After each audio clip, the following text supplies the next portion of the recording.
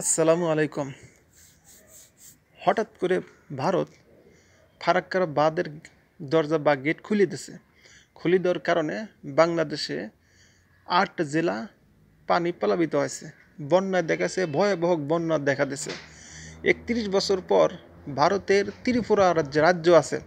এই ত্রিপুরা রাজ্যের বাঁধ ভেঙে সরকারি লোক ভারতের বাঁধ ভেঙে দেশে যে বাংলাদেশে পানি আসে এবং ত্রিপুরার গেটও খুলে দিছে। চারিদিক দিয়ে যেন পানি এসে বাংলাদেশের উপরে যেন জেলাগুলো ডুবে যায়। এটা একটা ষড়যন্ত্র করছে আমি মনে করি।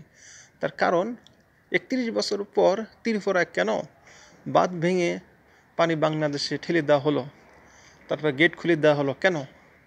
এবং ভারত পরিকল্পনা করতেছে সিস্তার গেটও খুলে দেবে, শোনা যাইতেছে আর কি। সিস্তার গেট খুলে দিয়ে বাংলাদেশের উপরে এমন একটা নির্যাতন বা পানি দিয়ে জেলাগুলিকে ডুবে দেওয়ার ষড়যন্ত্র করতেছে। এটা ঠিক না। ভারত এটা একটা প্রতিবেশী রাষ্ট্রের কাছে এই ধরনের আচার বাংলাদেশের মানুষ আশা করে না। ইনশাআল্লাহ উত্তম জবাব বর্তমান ডক্টর ইউনূস জবাব দিয়ে ভারতকে। সময় অপেক্ষা থাকুক ভারত, সময় সব কিছু বলে দেবে ভারতকে, বাংলাদেশের জনগণ ইনশাআল্লাহ।